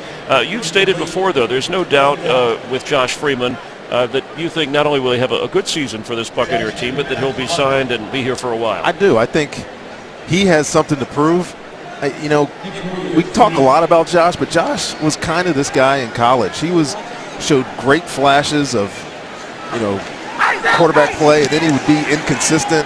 I remember when Raheem was scouting this guy, showed me the film. And he was judging him against some of the other corners that came out that year, the quarterbacks. There's a flag down, Rondé, as Nick Williams goes down after a nice return inside the 42 of Tampa Bay. The flag back at the 25-yard line. Cody Grimm had to make the play. We'll check on the flag and see where it sets up the Redskin offense with a 27-9 advantage. Illegal player out of bounds voluntarily on the kicking team, the right gunner. That 5-yard penalty will be added to the end of the run. 1st and 10, timeout of the field. Redskins pick up some yardage, and we'll continue here from Tampa Bay in just a moment. Fans having a good time despite the score, and thankful that it's not the regular season just yet. The home opener, week 2, when the Saints come to Raymond James Stadium. From the 36-yard line, we were talking about, we hope that Peyton Hillis is okay. About Josh Freeman, Mark Dominic, general manager of the Bucs, with us in a moment. Want to ask Rondé a little bit more about that, as Jawan Jamison is the running back for Pat White. He gets the carry. 8 quarterbacks have thrown for 11,000 yards, only 8 over the last 3 seasons. Josh Freeman is one of those. You know, you got guys like Breeze and Brady in that group, Rodgers, so he's durable, he's tough enough. Is the next thing for Josh Freeman, when I say that, is getting the team to the playoffs? Yeah, this team, you know, he's been on a young football team. When Raheem was the coach, we went real young. For the next 2 years, we were the youngest team in football, and it's, even though we've added, you know, some veteran free agents, it's still a very young football team. So put him in that class with those quarterbacks, with those type of numbers is impressive, yes. But great quarterbacks get their teams to the playoffs and make a run. He's still yet to do that. Jamison hit hard. Mason Robinson in on the play. I did want to mention, since Robinson played some offense, you know, at Rutgers for the first couple of years, he had 78 carries, played some running back, and then he was moved to defense. So obviously his college coach and now his pro coach, Greg Schiano, knowing that, getting him in when he needed some relief at running back. I should have made that connection earlier. You know, if he was with Coach Schiano at Rutgers, then obviously he and if he played running back, then obviously he's an option to play running back for him here. Probably not in the plan, but something that Greg Schiano had as an option. White's throw, that's Nick Williams diving inside the 29-yard line. And for those that were pushing, and I know it was mostly fans because Josh Freeman didn't have a great preseason and Glennon at times looked good. Obviously, there was never any quarterback controversy with the rookie. Glennon tonight going 7 of 16, had an interception, only 63 yards. No, I mean, there's a lot of, you know, things that you can gloss over about, you know, Mike Glennon. You know, he's very well coached. He was coached well in college. Everybody says that. He has the smarts, he has the instincts, but he's still a rookie, Chris. Josh Freeman is the quarterback of this football team. Coach reiterated today in our meeting. And he won 10 games for that guy, Raheem Morris, when he was your coach, head coach of the Bucs not too long ago when Josh Freeman had one of his better seasons. Yeah. Kai Forbath with the field goal of 47 yards. Again, worth repeating, a one-time Buck. They tried to trade him, but couldn't, so when they had to release him, the Redskins and Bruce Allen were there to nab him up, and he has done good things for Washington. Redskins with a 39 advantage, just over a minute to play here in the third quarter. GMC scoring drive, and it ended with a field goal by Kai Forbath of 47 yards, just over 2 minutes in that drive. London Fletcher, his next game, the regular season opener, will be his 241st consecutive. He and Rondé Barber ended 2012 with 240 regular season games. That was tied for 4th longest in the history of the league, not counting kickers, of course. Yeah, that's my guy, man. I love London Fletcher. Love the way he plays football. He's so unheralded much of his career. And he led the team at this age, right, 38. He led them last year in tackles and interceptions. A free agent, a walk-on out of John Carroll with Buffalo, and of course with the Rams. And what a job he's still doing. Redskins got to feel very fortunate to have a guy like that on their football team. He's a great leader. He's obviously a great motivator. Great inspiration for that team. Jordan Norwood decides to down it what is the key, and Rondé, for his position at 5'10" and yours to tackle guys to last that long? It's some of it's fortune. You get lucky enough not to get a severe enough injury to keep you out of the game. And I'm sure he's like me, where you end up playing a lot of games that you possibly could have missed. Played last year with the knee injury when they thought he was going to miss some time, but he's got that will. Like I had that will just to keep fighting through them, and rather not watch somebody else do your job. He does it so well. They just let him keep going. And speaking of doing a job well, Mason Robinson is back at it, running back at carries. He must have done well for Greg Schiano at Rutgers as they're trying to take the ball away. And the Redskins are pointing, but the officials are not. Like I said, Chris, the more you can do. I mean, obviously, it might not be an option for starting or depth at the cornerback position, but if you can do a lot, give them options, play on special teams, even play a little bit of offense, maybe gives himself a chance to be on the practice squad for this team. There's Akeem Spence. I just was wondering that the quick hurry-up snap and fall forward, I think that Dan Orlovsky didn't want that play to be reviewed. So maybe at the end there was a fumble. Well, they already have two turnovers. You're losing that battle today. A third would have been very disappointing. Third quarter winding down. Washington at one time led 17-0. They have, as the score would indicate, no matter who's played, dominated this game. It's been Pat White all the way for the Redskins at quarterback. Orlovsky following rookie Mike Glennon in this, the final preseason game of 2013. That's it for the third quarter on the Suncoast Hyundai Dealers scoreboard, with the Redskins leading the Bucs 30-9. General Manager Mark Dominic of the Bucs will be joining us live in a moment.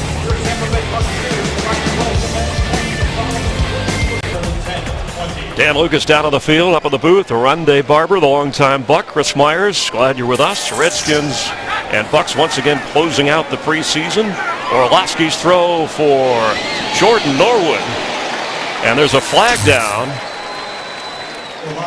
at midfield. Chase Minifield was back there covering the rookie from Virginia. Second-year guy. He was injured Pass last year. Defense number 25. Contact without playing the ball. Automatic first down. Interesting that Orlovsky just came out firing. Sometimes a deep shot is as good as a punt. If he gets intercepted, so be it. Third and long, might as well take a shot. And what does it say about Jordan Norwood, who they just picked up, and they have him obviously returning? We know that Eric Page has established that job. He's an interesting prospect. He's definitely got some speed. Obviously has the ability to separate. You just saw it on that play. He's ISO down here. I don't know if they're in man-to-man. See if they throw the ball again. There's Mason Robinson. You mean you can't tell that automatically if they're in man-to-man? I thought all those years you played, you'd spot that right away. I wouldn't. A lot of these defenses. Yeah, a lot of these defenses these days are disguised. That's what makes them so much more difficult to decipher, is that they all look the same. And that was one of the things that we tried to do last year, is make everything look the same, fall into what you need to be at the snap. At this point in the game, who knows what they're playing? They might be experimenting with stuff. Here's Orlovsky.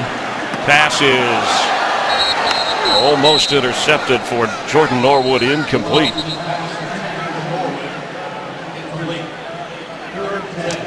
It'll bring up third down.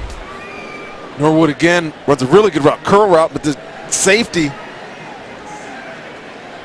was playing in the flat there, almost came underneath it for the interception.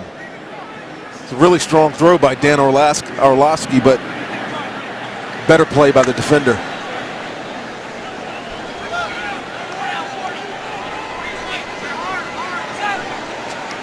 Orlovsky in his 9th year, former Lion, Texan, member of the Colts.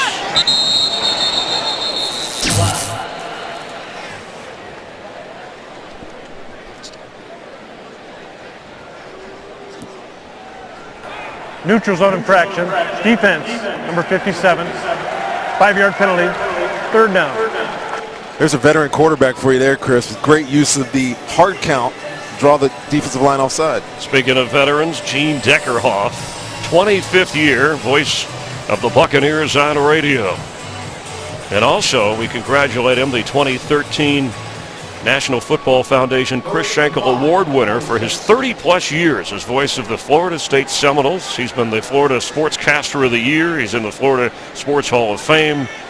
And one of the nicest guys you'll ever meet. And always excited, no matter what the score and who's playing.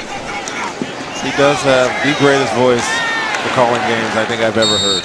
He is just a pleasure to be around. Dave Moore, there's a guy who worked his way onto a roster, the former tight end. Jeff Ryan, the producer for the Bucs radio broadcast. Yeah, Dave Moore had a great career with the Bucs, played up in Buffalo. He is right here, the old tight end. But Dave Moore got a lot of years in the NFL being a long snapper too. You know, I joke with him a lot. Say, were you ever a tight end? Because I don't remember. All I remember is you with your head between your legs throwing the ball back to a kicker. I think he gets paid by the word working with Gene Deckerhoff. Because it's tough for him to get a word in edgewise. As your parents, you know that expression. We all heard it. It's tough to get a word in edgewise. We mean that in the nicest way because Gene Deckerhoff, he can go a mile a minute. And that's Jordan Norwood. Norwood back here at running back. Boy, they are hurting at running back now. I don't know why they wouldn't bring back a Mike James, but Norwood carries. And gets down near the 32-yard line. Who says he can't be a running back as well? Just under 13 minutes to go. And you're watching Buccaneer television here on WFLA News Channel 8. We'll be joined by General Manager Mark Dominic in just a moment. He's got a lot of work to do between now and Saturday in terms of player evaluation and roster decisions. Facing a second down 3, the Bucs from the 32. And Norwood remains in the backfield, 32-yard line of Washington. Norwood carries, thrown back. It'll be a fourth down play.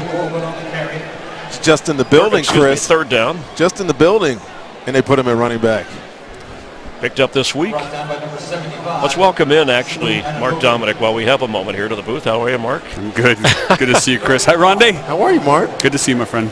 Likewise. Hey, any chance you want to try to, the secondary, you got some injuries? Put him back out there, carry the football. You want to run the ball, too? I do not want to run the football. Help us, Mark, tonight. With this wasn't in the plan to have Mason Robinson and Jordan Norwood, I don't think, running the football, was it? No, it's not ideal, but at the same point, you know how it is in the preseason, and especially the third, fourth quarter. You know, Mason's a guy that we did sign that actually played some running back in college a little bit. So we thought if we got to the point where we got a little nicked up and we didn't want to get a guy hurt like, the way Peyton was running the ball here for a little bit, we'd be safe. Same with Jordan. So it was emergency plan, but you don't want to risk an injury to Peyton Hillis. Speaking of running backs, Jeff Demps, the track star, who I know is more of a returner, was involved in the LeGarrette Blount deal with New England. Is there an update on his status with this team? No, not yet. I've been in contact with his agent a little bit and talked to him a little bit. We're still waiting to see. I'm hopeful he shows up.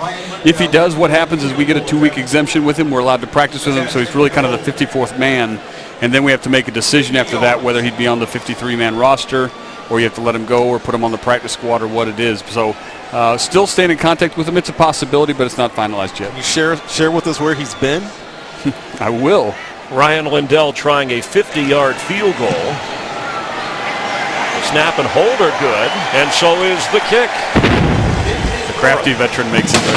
Going to challenge your Derek Dimke signing the rookie who has done so well. We'll continue with Mark Dominic, and the Bucs cut into the Redskin lead here in the fourth quarter.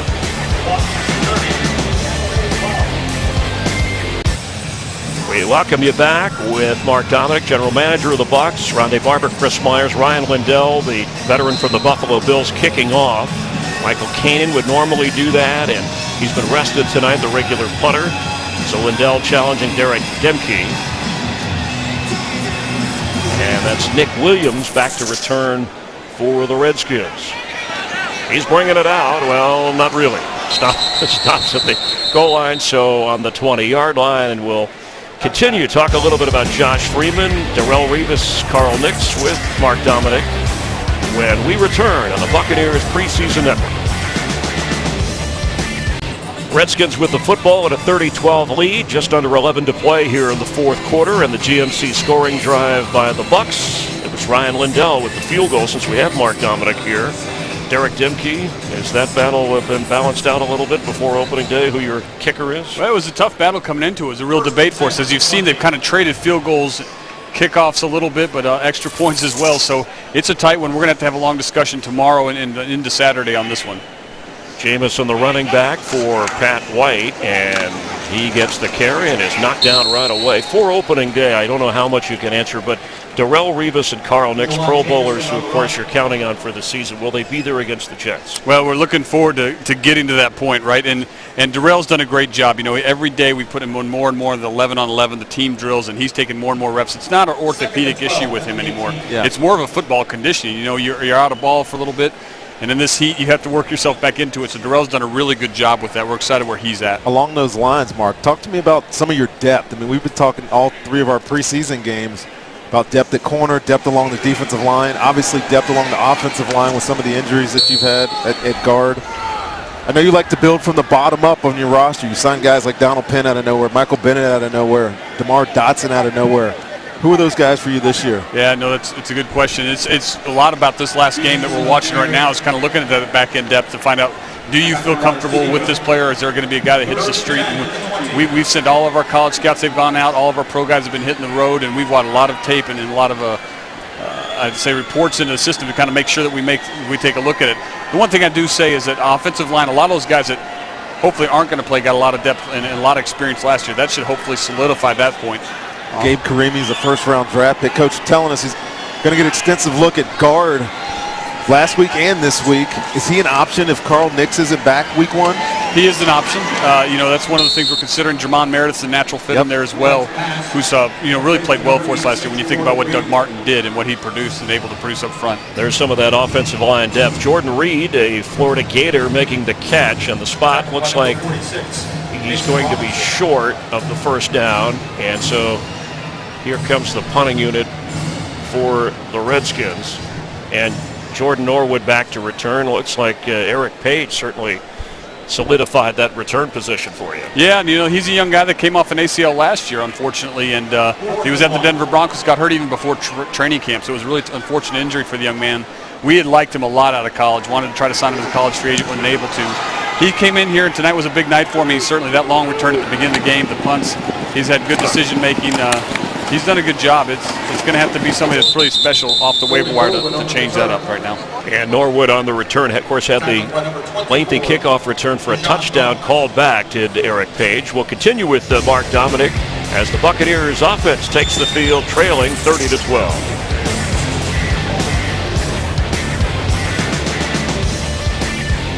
Bucs have the football. Mark Dominic, any update on Tom Crabtree, the tight end who was injured earlier for you?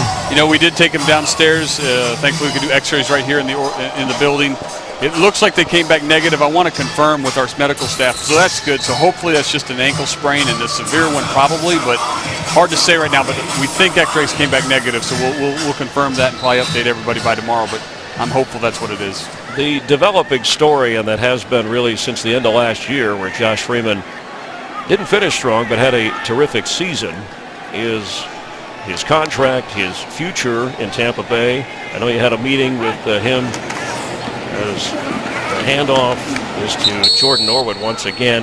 There really isn't an update, but I think fans are anxious to know what the thinking is from your standpoint, especially after this preseason where Josh hasn't played a whole lot and the offense hasn't looked very sharp, frankly. Well, I'd sit there and say that the whole thing is about winning football games and what you do during the regular season. And you know, I was just talking to somebody. I was like, I can't remember the Baltimore Ravens preseason record last year, which is what it is. But at the end of the day, it's a big year for Josh Freeman. He knows it. We're excited for him. You know, again, we get Davin Joseph back in front of him, Carl Nix back in front of him, with Doug Martin behind him, and obviously Mike Williams and Vincent Jackson. We're excited what he can do this year. He certainly has the tools. I keep contending that without a running game and Doug Martin, it makes his job a lot more difficult. And not that Josh isn't capable, but not a lot of quarterbacks can do it on their own, and Josh hasn't shown that. So are you at all worried about this lack of production so far in the preseason? Not so much. It's somewhat by design. You know, we really wanted to get Glennon a lot of reps. It was really important for us because Glennon's never played. If he's going to be our number 2 during the regular season and something were to happen to Freeman, we better make sure that he's able to go in there and be through all the experiences you need to be a young quarterback and get thrust into the situation. So for Josh, it was by design. Certainly, you know, we want to have production. We want to have more production out of that first-team offense. But not all of it's on Josh. I think the people that go back and watch the tape and see what happened, we had some breakdowns, we had some drops. But at the end of the day, it's going to be important to see how we come out versus the Jets. On 3rd and 2, he's handled the contract for a young guy, at least that uncertainty, very well. Was the franchise thinking we don't have to do anything yet, so we will when it's time? Yeah, it is. And I think for us, you know, it's such an important position. I mean, obviously the entire, you know, every team kind of lives and dies by your quarterback's performance at the end of the day. And Josh in that position is so important to us as an organization that I want him to feel good about it. We wanted to feel good about it, and we're comfortable. I mean, I spent some time just the other day with talking to his agent on the phone, and we're all in a good spot. Josh is our franchise quarterback. That's the way we look at him, and we're going to surround him with the talent. Wait, no, you were chatting to his agent. I saw where he said he was at a function. You guys were at the same table, and you said you're going to talk to his agent. Are you just saying, hey, just hang in there with us? Or Mark did the same thing to me when I was trying to come back for a couple of years there. Try to get and eventually got done. Hang in there. Try to get you at a good price. Yeah. Is that what it's all about? There's always a negotiation. There's always. This is Mason Robinson now. The running of Jordan Norwood and Mason Robinson has produced a first down. But it seems like the organization and Josh are comfortable, whereas a lot of us may be saying, well, isn't he signed? Why isn't it wrapped up? It'd be easier for everybody. But it seems like both parties are comfortable where they are. We are as an organization. Remember, you got to step back and think he's 25 years old. Now, that's not an excuse. That's just exciting to think that you have such a young guy who's about to break every Buccaneer record as a passing quarterback. And again, it's all about what you do during the regular season, how he performs. And again, the most important for us during this preseason was get to the starting line. Rondé, you sat there last year when Davin Joseph went down in the middle of the preseason. It was gut-wrenching for the entire team. It was a loss that really kind of went through the whole organization. And so our goal has been to get to the starting line. And it took a long time to find a guy that was capable of backing up Davin Joseph. Norwood with a first down to the 46-yard line.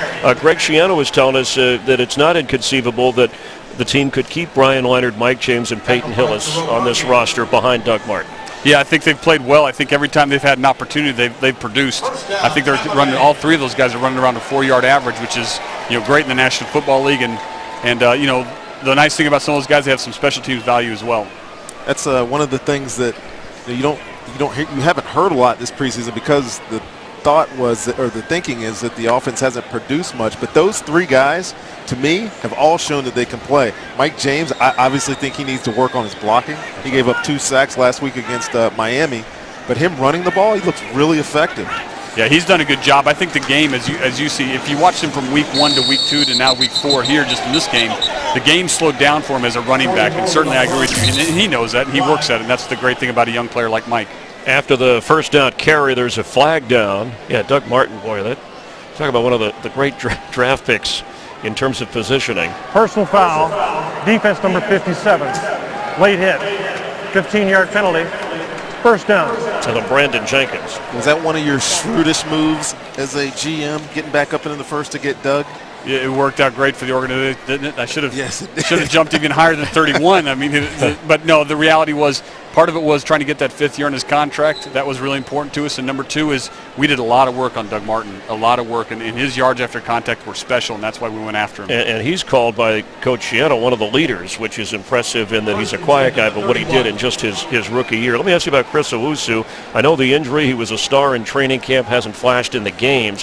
What's his position on this team? He's right on the bubble, too. He's a guy we're going to have to talk about because he hasn't been able to come back out after the first preseason game, which wasn't the performance he was looking for. And so he's on the bubble. The good thing is he's getting healthy and really was a game-time decision tonight to play him or not. So there's a possibility for him to be on this roster. We just haven't decided where in that possibility. And then if we do decide to try to move him to the practice squad, you have to worry about somebody possibly claiming him. But the good thing is he's getting healthy, and that's the most important thing.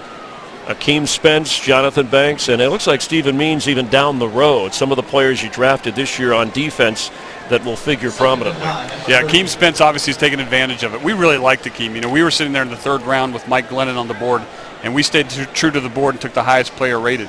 But Spence was the next name under him, and that's why we went in the 4th round. We traded back up to make sure we went and got the guy we thought could be the tilt nose to replace a really workman like Roy Miller that was on this football team. So he's been good and been excited about Steven Means. He's really coming on, and even Goldson tonight's made some big plays in the backfield and caused some disruption. Mason Robinson carrying. What kind of moves can you make, Mark, at, let's say, the tight end position, or if you want more help in the secondary because some injuries have affected your depth? You watch the waiver wire. You've talked even about in the return game if you want to try and upgrade. I know in terms of veterans or established players or working out arrangements, but what exactly are you looking for? Certain things you're always scanning and keeping an eye out. Yeah, you've got to keep your mind really wide open, and that's the hardest thing. You got to sit there and make sure that you're not just saying, well, I'm really looking for that fourth cornerback, and then you start to not look at the safeties the right way, and you get yourself missing an opportunity, and that's the hardest part, and that's where you've got to really trust your scouts.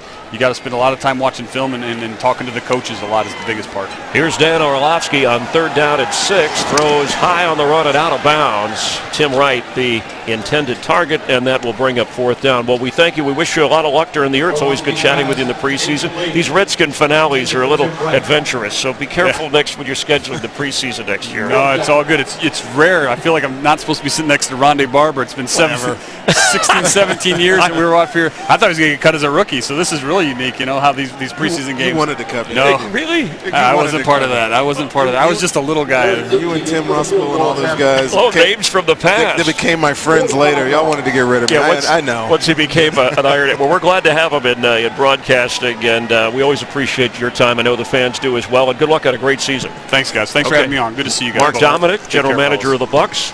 Derek Demke, an important kick for him. And off the mark. He had been on target this entire preseason, but tonight a missed extra point and now a missed field goal from 45 yards creates a little more competition with Ryan Lindell. A tougher decision for coach and general manager to make. And there's the Audi player of the game, Audi Truth in Engineering, Najee Good. Second-year player from West Virginia, drafted in the 5th round, originally from Cleveland, Ohio, and the Bucs. He produced points, Rondé. Great eyes, staring down Pat White in that lane. Catches the ball behind him, returns it for a touchdown. And you're looking for points on defense. If you can score points on defense, you get that kind of production. It's great for a guy like Najee Good, too. Put in a lot of good work last year. He's played the entire game. I think he's one of the few guys that's played the entire game, off their defense and special teams tonight. And a whistle and flag. Defense number 65, 5-yard penalty, 1st down. In fact, that's the only touchdown of the game for the Buccaneers, field goals otherwise, against this Washington team, as Jelon Jameson remains the running back. On 1st down from just inside their own 40. Pat White has gone the entire way at quarterback. Rhonda, you see a hit in the tackle, and I know as we near the 2-minute warning, that Dustin Keller injury. Of course, the Bucs played the Dolphins last week. There's been, the league says don't use the crown of the helmet, understandably, with the concussion issues. But where do you tackle a guy? It's something I want you to clue us in on in terms of what defenders are supposed to do, because some around the league have said we're limited. And it's certainly affecting the way we play defense. We've reached the 2-minute warning. Rondé Barber, Chris Myers, glad you're watching the Redskins and Buccaneers.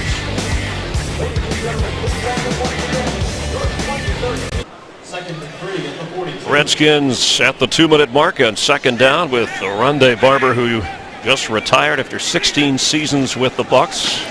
And 1,219 tackles, 28 of which were sacks. So what about tackling in today's NFL? It's becoming more and more difficult, Chris. I mean, obviously the emphasis is to keep your head out of the game.